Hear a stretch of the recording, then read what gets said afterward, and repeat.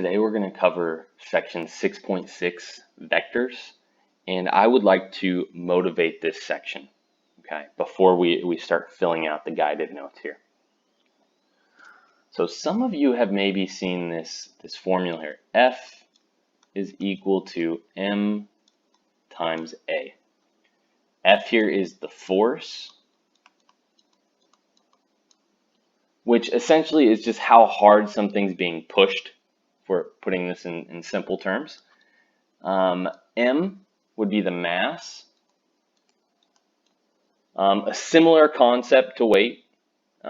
Weight is actually technically a force and not a mass, but the more massive something is, the more it's going to weigh. This is the point. Okay. And then next here, the acceleration.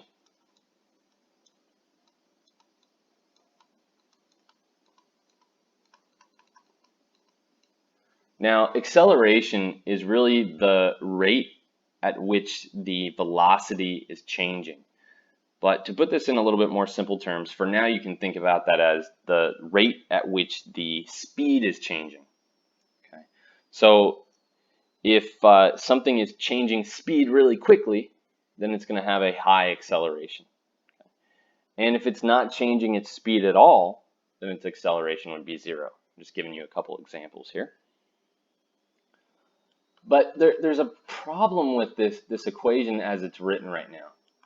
As it's written, this only applies to one-dimensional motion. But we live in a 3D, well, when we're thinking about force and acceleration, we're thinking about 3 dimensions or 2 dimensions. Okay.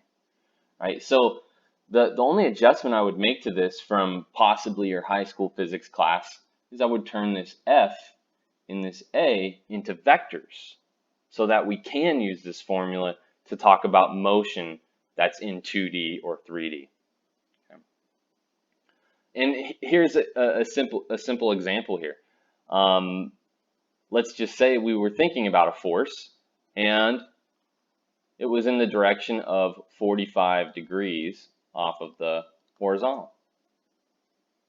Okay. This is 2D. F equals ma wouldn't have worked here unless we had this written in this vector notation. That's what those little arrows on top are indicating, is that F is a vector. And one more thing here that's kind of interesting is this is one thing that's going to really help us study physics is vectors. And the other really important concept many of you will get next quarter, and that is calculus. And so vectors allow us to really study physics in multiple dimensions here.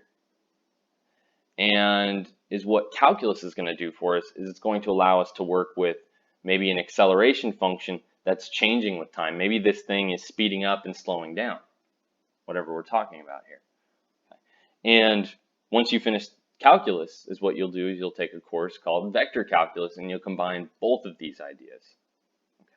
And once we have both of those ideas, it's really going to make studying physics a lot easier. But let's go ahead and talk about what a vector is. Okay. So quantities that involve both a magnitude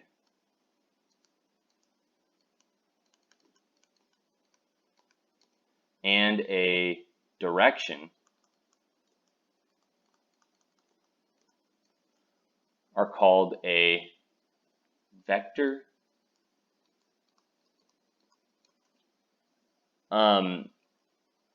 Now, let's write an example here. We were kind of talking about force over there, but let's see here. So a good example would be velocity. And so as an example of velocity is what we have here is a ball is thrown.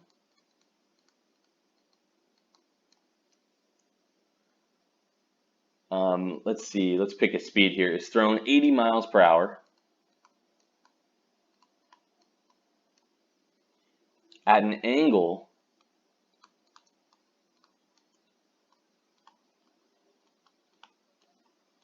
of, let's say, 65 degrees this time from the horizontal.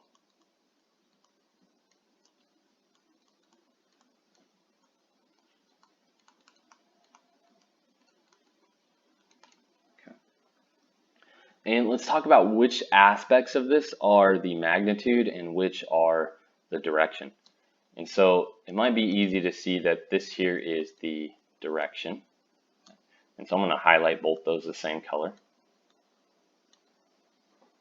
And the only other piece here is the magnitude. And the magnitude is this 80 miles per hour. I just want to point out again, this whole description was of velocity.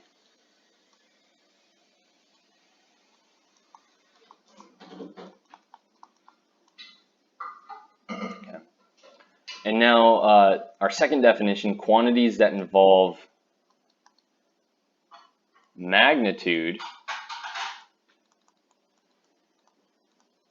but not direction are called scalars. The only thing that we need to do to our previous example to turn this into a scalar rather than a vector is just get rid of the direction. So a ball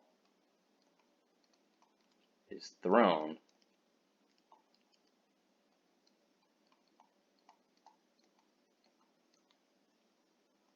um, 80 miles per hour.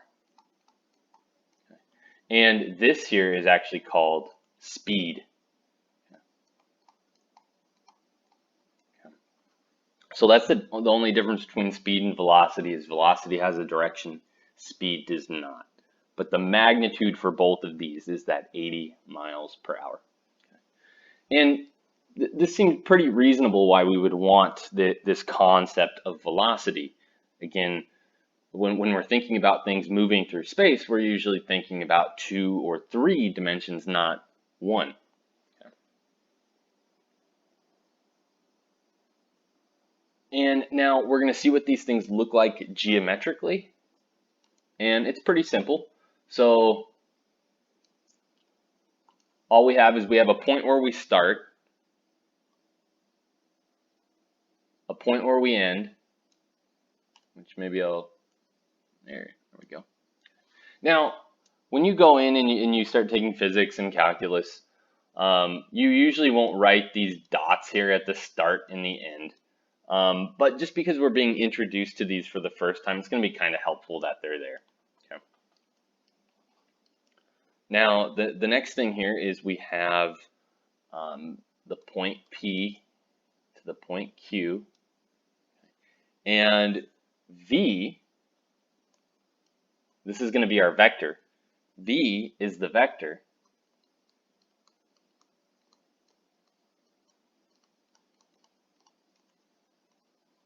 from P to Q.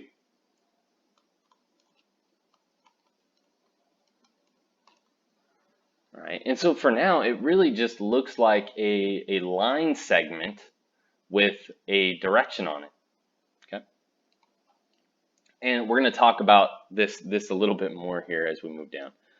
In print, we denote vectors by bold-faced letters, but when we write vectors by hand, the way we're going to write them is just with the little kind of half arrow above them.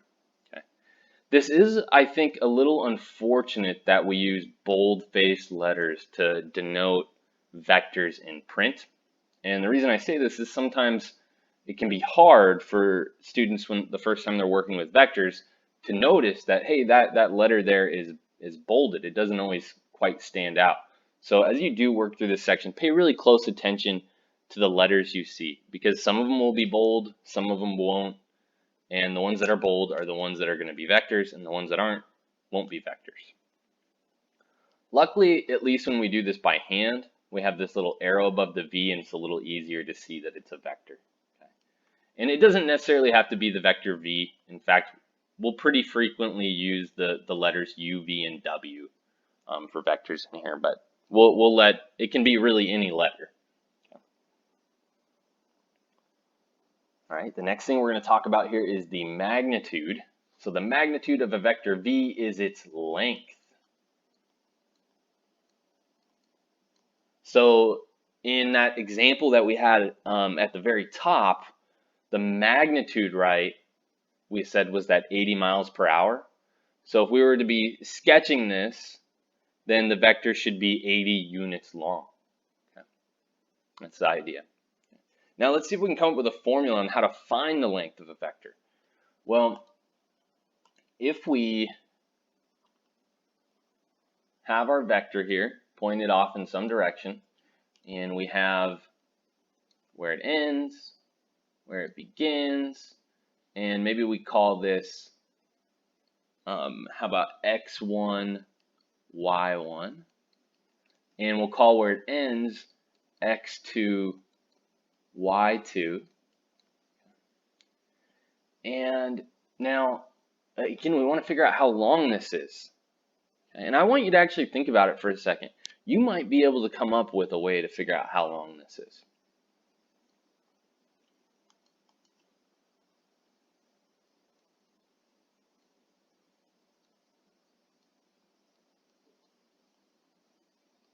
And as I add in these two dotted lines, you might figure out what we're going to do next here.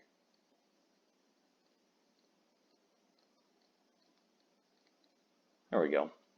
So if I want to find this length over here, well, maybe I could find these side lengths first. Okay. Well, if I want to find the height of this triangle here, well, that should just be the difference in the y values. So y2 minus y1. And then the base, its length should be x2 minus x1.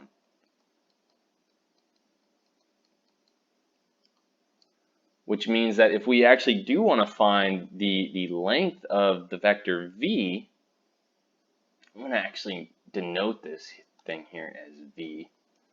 There we go. If we want to find its length, we can just use the Pythagorean theorem. So the length of v should be equal to the square root of each side squared and added together. Okay, so this is just going to look like x2 minus x1 squared plus y2 minus y1 squared. All right, and so this is kind of neat because to find the length of a vector, we actually didn't need any new information. We can just use the Pythagorean theorem.